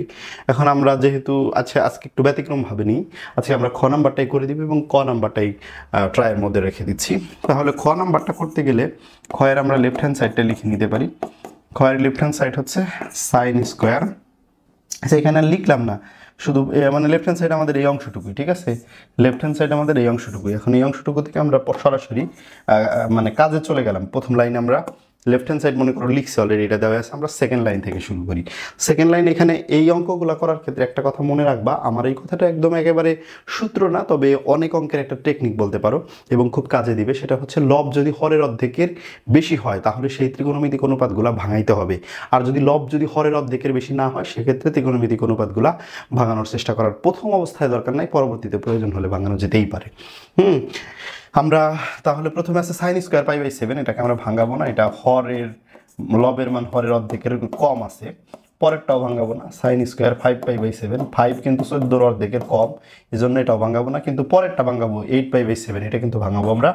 দেখো 8 পাই বাই 7 এটাকে আমরা এইভাবে লিখতে পারি, পাই প্লাস পাই বাই 7। এখন যদি লসাগু করি 7 পাই আর 1 পাই 8 পাই কিন্তু হয়ে যায়। এই যে পায়ের নিচে মনে মনে 1 আছে, সেই 1 আর এই 7 এর লসাগু করলে 7, 7 রে 7 দ্বারা গুণ করলে 7 পাই যোগ পাই মানে 8 পাই বাই 7 হয়ে গেল। স্কোয়ার ছিল এখানে, আমরা সেই স্কোয়ারটা কিন্তু এইখানেও দিতে পারি, চাইলে এমনিও দিয়ে দিতে পারি। দেখো এইরকম করেই লিখলাম। এরপরের যে অংশটা আছে সেটা হচ্ছে সাইন স্কোয়ার 9 পাই বাই 7, এটাও কিন্তু আমরা ভাঙানোর চেষ্টা করব। Sine 9 pi by 7, sine square 9 pi by 7 আর কি। তাহলে এখানে যদি আমরা এইভাবে ভাঙাই যে এখানে 2 পাই দিই, পাই 14 থেকে কত বাদ দিলে 9 হয়, 14 থেকে 5 বাদ দিলে, হ্যাঁ এটা ভাঙাইতে পারি, পাই মাইনাস হচ্ছে পাই বাই 14, এই কাজটা করতে পারি।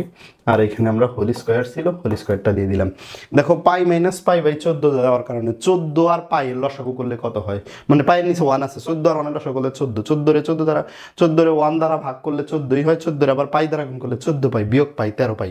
তাহলে কিন্তু কি হয়ে যাইতেছে, 14 পাই থেকে পাই বাদ দিলে 13 পাই হয়। তাহলে আমার তো দরকার এখানে 9 পাই, তাহলে এখানে কত দিব, 5 পাই দিব।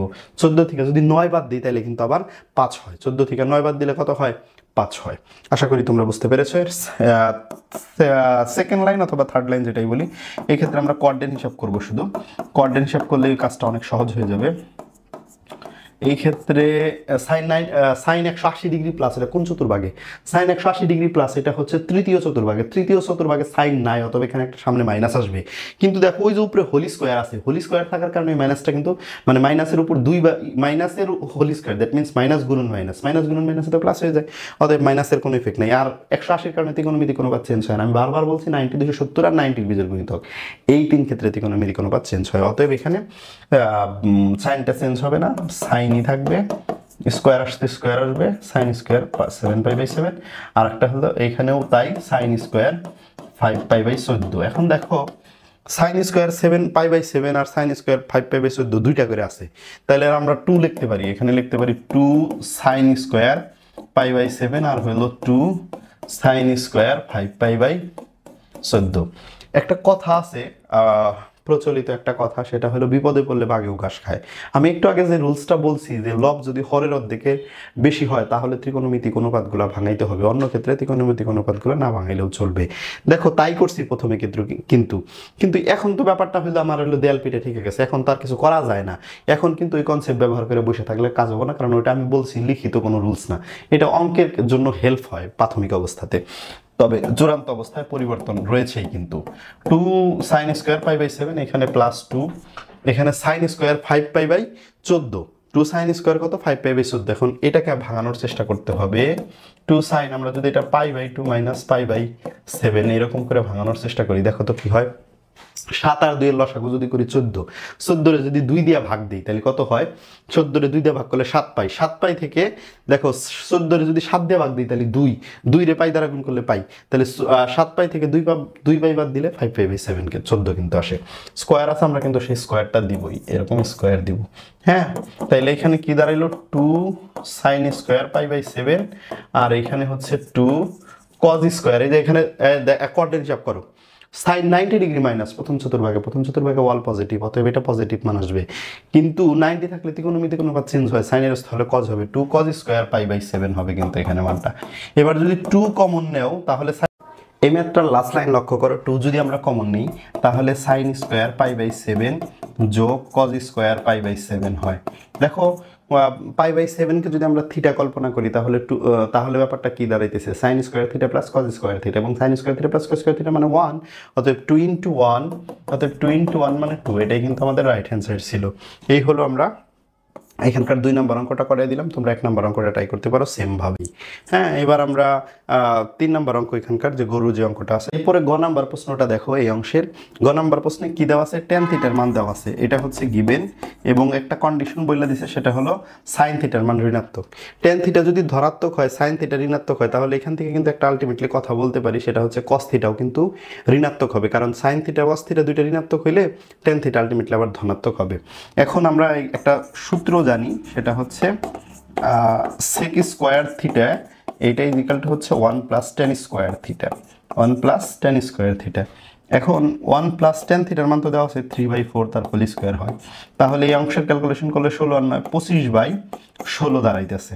এটা কার মান? sec স্কোয়ার থিটার মান। দেখো sec স্কোয়ার থিটার মান, এটা sec স্কোয়ার থিটা মানে কিন্তু আবার 1/cos স্কোয়ার থিটা লিখতে পারি আমরা। এখন এটা উল্টে দিলে কিন্তু cos স্কোয়ার থিটা এখানে যদি জাস্ট আমরা একটু করে দেই, বিপরীতকরণ করে দেই, তাহলে cos স্কোয়ার থিটা সমান সমান কি দাঁড়াইতেছে? 16/25 দাঁড়াইতেছে। সুতরাং cos theta is equal two হচ্ছে প্লাস মাইনাস 4/5 আসতেছে। তাহলে এখানে cos থিটার মান প্লাস মাইনাস 4/5। এখন দেখো সাইন থিটার মান ঋণাত্মক, tan থিটার মান ধনাত্মক, এই জন্য কিন্তু এখানে cos থিটার মানটা কি হয়ে যাবে? যেহেতু সাইন থিটা ঋণাত্মক অলরেডি বইলা দিছে, তাহলে tan থিটা আবার ধনাত্মক আছে, tan থিটা মানে আবার sine theta by cos theta, এই জন্য tan থিটারে ধনাত্মক রাখতে গিয়ে cos থিটার মানও ঋণাত্মক হওয়া লাগবে। সুতরাং এই কথাটা লিখতে পারি, সাইন থিটা ঋণাত্মক ও tan থিটা ধনাত্মক হওয়ায়, tan থিটা ধনাত্মক হওয়ায় cos থিটা কত? -4/5। বিষয়টা কি দাঁড়াইতেছে? সাইন থিটা ঋণাত্মক ও tan থিটা ধনাত্মক হওয়ার কারণে আসলে cos থিটার মান ঋণাত্মকটাই নিতে হবে, এবং cos থিটার ফাইনাল মান হবে -4/5। cos থিটার মান যদি -4/5 হয়, এখন আমরা সাইন থিটার মান কি বের করব? Sine theta equal to √1 - cos square theta. তাহলে cos থিটার মান যদি 4/5 বসাই, তাহলে এখানে 16/25 দাঁড়াচ্ছে। 25 থেকে 16 বাদ দিলে 9/25, তার মানে 3/5। সাইন থিটার মান তো বলেই দিছে ঋণাত্মক, তাহলে -3/5। এখানেও কিন্তু দুইটা মান আসে, আমরা মাইনাসটাই নিলাম কারণ দেওয়া আছে বিধায়। এখন cos theta, sin theta, tan theta আছে, তাহলে যে অংশটা বের করতে বলছে এটা একদম সহজ হয়ে যাবে। লেফট হ্যান্ড সাইডে কি আছে? লেফট হ্যান্ড সাইডে শুরুতে আছে এখানে sin থিটা, sin থিটার মান কত? -3/5 যোগ cos থিটা, cos থিটার মান কত? -4/5। তাহলে আসলে -4/5 বসাইলাম। এরপরে নিচে আছে sec থিটা, sec থিটা কিন্তু cos থিটার উল্টা, তাহলে cos থিটা ওটা হলো -5/4। হ্যাঁ, এরপরে আছে কি? প্লাস tan থিটা, tan থিটার মান হচ্ছে 3/4। এখন জাস্ট ক্যালকুলেশন করলেই মিলে যাবে। উপরের ক্যালকুলেশনটা যদি করি,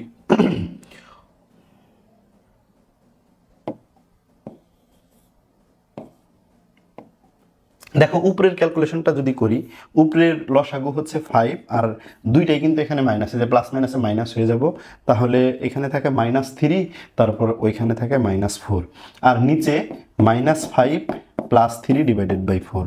এখন আমরা যদি এই অংশ একটু কাজ করি, -3 - 4 মানে -7/5 গুণন এই 4টা উপরে গেলাম, এখানে 5 থেকে 3 বাদ দিলে -2 হয়, তার মানে ব্যাপারটা মাইনাস মাইনাস কিন্তু কাটা যায়, 5 × 2 = 10, উপরে হলো 4 × 7 = 28, কাটাকাটি করলে 14/5।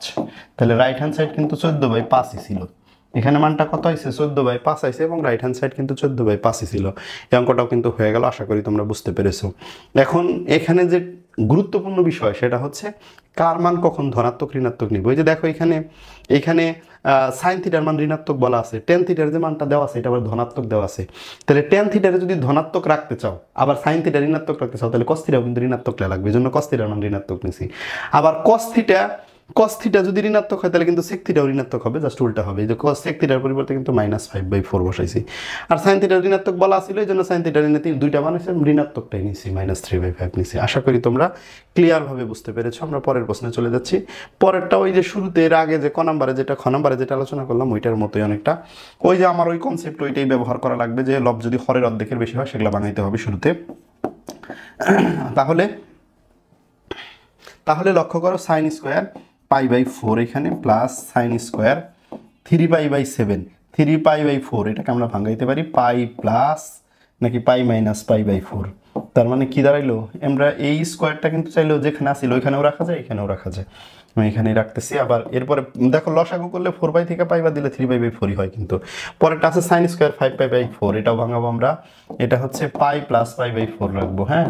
তাহলে 4π প্লাস পাই, এটা হচ্ছে 3π এরকম। এরপরে কি ব্যাপারটা, sin square 7π/4, sin square pi, এখানে 2π রাখবো, 2π বিয়োগ π/4, 2π বিয়োগ π/4 এরকম করতে পারি, এরকম তার হোল স্কোয়ার দিলাম। 7 × 4 = 8π, 8π থেকে পাই বাদ দিলে 7π/4। এখন কিন্তু প্রথম স্টেপে ভাঙানো হইলো, এখন ভাঙানোর পর কোঅর্ডিনেট হিসাব করবো আমরা। এখানে তো sin স্কোয়ার π/4ই থাকে, এখানে হচ্ছে কোঅর্ডিনেট হিসাব করলে sin 180 ডিগ্রি মাইনাস দ্বিতীয় চতুর্ভাগে মাইনাস আসে না, যদিও মাইনাস আসলেও লাভ নেই কারণ স্কোয়ার আছে, 180 কারণে ত্রিকোণমিতিক অনুপাত চেঞ্জ হয় না, sin স্কোয়ার π/4ই হবে এখানে। এরপরে প্লাস এই যে এটার জন্য এটা হচ্ছে 180 ডিগ্রি প্লাস, মানে তৃতীয় চতুর্ভাগে সাইন নাই, ঠিক আছে, ঋণাত্মক আইব, কিন্তু স্কোয়ার আছে, ঋণাত্মক আই লাভ নাই, 180 কারণে ত্রিকোণমিতিক অনুপাত চেঞ্জ হয় না, sin স্কোয়ার π/4 যোগ এটাও কি হয় 2π মাইনাস 360 ডিগ্রি মাইনাস তৃতীয় চতুর্ভাগে সাইন নাই, মাইনাস আসবো, কিন্তু স্কোয়ার থাকার কারণে মাইনাস এসে লাভ নেই, sin স্কোয়ার π/4ই হবে। তাহলে কয়টা sin স্কোয়ার π/4 হইলো, 4টা sin স্কোয়ার π/4 আর হইলো আমাদের এখানে। এই যে sin square π/4, sin square π/4, sin square π/4, sin square, তার মানে 4 sin স্কোয়ার π/4। এখন sin π/4 মানে তো 45, sin 45 ডিগ্রির মান হচ্ছে 1/√2, হোল স্কোয়ার করলে 4 × ½ হয় অনলি, তাহলে 2 × 2 = 4, অনলি 2 হয়। অ্যান্সার কত, 2। এই অংশটুকুর মান হচ্ছে 2। আশা করি তোমরা বুঝতে পেরেছো।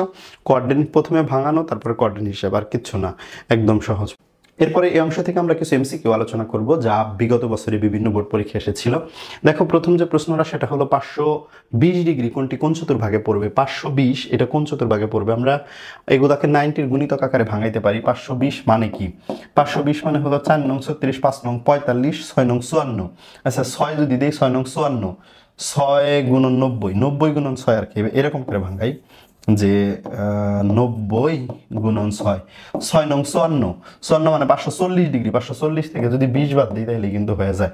তাহলে ব্যাপারটা চিন্তা করো, এই দিক থেকে ঘড়ির কাঁটার বিপরীত দিকে গুনতে হবে, এই পর্যন্ত আসলে 4 ঘর, আর এখানে আরেক ঘর 5 ঘর, আর এখানে আরেক ঘর 6 ঘর, 6 ঘর থেকে আবার সামথিং 6 ঘর মানে এই লাইন থেকে সামথিং বিয়োগ, তার মানে এটা এই চতুর্ভাগে। এই চতুর্ভাগ মানে কি, এটা প্রথম, এটা দ্বিতীয় চতুর্ভাগ। তাহলে এই কোনটি কোন চতুর্ভাগে, দ্বিতীয় চতুর্ভাগে। আশা করি তোমরা বুঝতে পেরেছো। এরপরে যে এমসিকিউ আছে সেটা খেয়াল করো, -785 ডিগ্রির অবস্থান কোন চতুর্ভাগে আছে।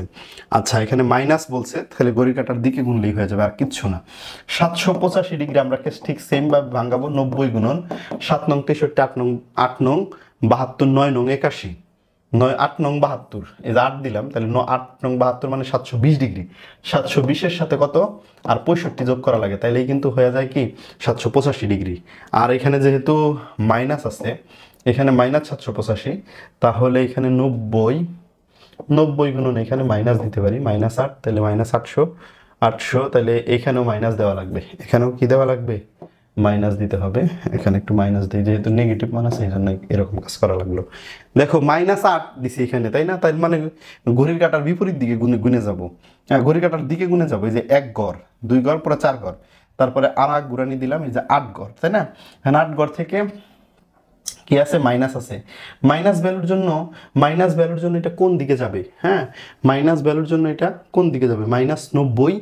এখানে 8 ঘর এসে পড়ছে, এখানে পরে বিয়োগ আছে, এখন ব্যাপারটা হইলো মাইনাস একটা ভ্যালুর সাথে আর একটা বিয়োগ করতেছো, মান কি কমবো না বাড়বো? মান কিন্তু বাড়বো। তাহলে মান যদি বাড়ে তাহলে এটা আসলে মূলত এই যে এটা এখানে ছিল, এটা হলো 0 ডিগ্রির ঘর বা 360-এর ঘর, এখান থেকে আর একটু বাড়বে, আর একটু বাড়লে মানে হলো চতুর্থ চতুর্ভাগে পড়তেছে। তাহলে এই লোকেশনটা কোথায়? চতুর্থ চতুর্ভাগে। আশা করি তোমরা বুঝতে পেরেছো। নেগেটিভ ভ্যালু থাকলে কেমনে বের করবে সে বিষয়টা কিন্তু আসছে এখানে। ও কেন্দ্র বিশিষ্ট এবিপি বৃত্তের ও বি সমান সমান কত? ও বি সমান সমান কত? এখানে এবিপি ও কেন্দ্র বিশিষ্ট এবিপি বৃত্তের ও বি সমান কত? এই যে এখানে ও বির মান জানতে চাইছে। এখন এই অংশটা যে কি দেওয়া সেটা অত ভালো স্পষ্ট বোঝা যাইতেছে না। এটা মনে হয় একটা কোন দেওয়া আছে, 2 রেডিয়ান কোন দেওয়া আছে সম্ভবত। আর এটা হচ্ছে 8 দেওয়া আছে। দেখো আমরা জানি এসি কল আর থিটা, আমরা কি জানি? এসি কল আর থিটা, এটা দিয়ে আমরা ম্যাথ সলভ করাইছি। এস এর মান হলো 8 সেন্টিমিটারে মিটার বানানো উচিত, 10⁻²। আর এই অপশনগুলো সেন্টিমিটারে আছে, অপশন যেহেতু সেন্টিমিটারে আছে তাহলে আবার সমস্যা নাই কিন্তু, হ্যাঁ, তাহলে আমরা ওইভাবেই করতে পারবো। এসি কল আর থিটা, এস এর মান হলো 8, আর আর এর মান কত? আর এর মান বের করতে বলছে। ও বি মানে কিন্তু বৃত্তের ব্যাসার্ধ, আর থিটার মান দেওয়া আছে 2 রেডিয়ান। এখানে কিন্তু এসআই পদ্ধতিতে কোণের পরিমাণে কোণ পরিমাপের একক দেওয়া লাগবে, এবং এসআই পদ্ধতিতে রেডিয়ানই দেওয়া আছে। তাহলে এখানে আর এর মান হলো 8/2, দ্যাট মিনস হলো 4 সেন্টিমিটার। তাহলে রাইট অ্যান্সার 4 সেন্টিমিটার। আশা করি তোমরা বুঝতে পেরেছো। এত রেডিয়ানকে ডিগ্রিতে প্রকাশ করো। ডিগ্রিতে প্রকাশ করার জন্য আমরা কি জানি? 1 রেডিয়ান সমান সমান 100 π/100। আমরা জানি 1 ডিগ্রি সমান সমান কি? π/180 রেডিয়ান, তাই না? আর 1 রেডিয়ান সমান সমান 180/π ডিগ্রি, 180/π ডিগ্রি। এখন 0.9759 রেডিয়ান মানে কত? তাহলে 180 গুণন 0.9759 ডিভাইডেড বাই পাই, এই কাজটা করতে হবে। এই কাজটা যদি করা হয় তাহলে যে মানটা হবে প্রথমে ডিগ্রিতে আসবে, এবং ওই মানের যে ফ্র্যাকশন যে অংশটুকু থাকবো ওইটাকে কিন্তু আবারও কি করতে হবে? 60 দ্বারা গুণ করতে হবে। এখানে যে মানটা আসবে, অর্থাৎ এখানে যে রেডিয়ান স্কেলে যে মানটা আসবে এটার যে দশমিক থাকবে, সে ফর এক্সাম্পল আমি জানি না কত আসবে, আমার ক্যালকুলেটর এখন নাই, মনে করো 54 দশমিক সামথিং আসলো, 54 দশমিক সামথিং, মনে করো 3, 4, 3, 5, 7, 6 বা 3, 5, 6 এরকম রেডিয়ান আসলো। এখন আমরা এটাতে ডিগ্রি আসলো, এখানে 54 ডিগ্রি রাখবো, আর এই যে দশমিকের যে অংশটুকু আছে 0.35, 0.356 এইটুকুরে আবারও 60 দ্বারা গুণ করবো। ডিগ্রিতে 60 দ্বারা গুণ করলে কি হয়ে যাবে? এইটুকু মিনিট হয়ে যাবে। মিনিটের যে মানটা ওইখানে যে ফ্র্যাকশন থাকবো ওই ফ্র্যাকশনটুকুরে আবারও 60 দ্বারা গুণ করতে হবে, সেকেন্ড আসবে। এইভাবে কিন্তু আমরা ক্যালকুলেশন করে আসলে ফাইনাল অ্যান্সারে চলে যাব, অর্থাৎ ডিগ্রি, মিনিট এবং সেকেন্ডে রূপান্তর করতে পারবো। আশা করি তোমরা বুঝতে পেরেছো। এরকম আরও বোর্ড পরীক্ষায় বিগত বছরে আসা এবং ভালো ভালো স্কুলে আসা যে প্রশ্নগুলো আছে সেগুলো তোমরা বাসায় নিজেরা প্র্যাকটিস করতে পারো। এইভাবে একটা অধ্যায়ের পূর্ণাঙ্গ প্রস্তুতি তোমার কমপ্লিট হয়ে যাবে। তো ভালো থাকবে, সুস্থ থাকবে, গ্র্যাভিটি স্কুল অফ সায়েন্সের সাথে থাকবে। আমাদের চ্যানেলটি সাবস্ক্রিপশন এবং ফলো করে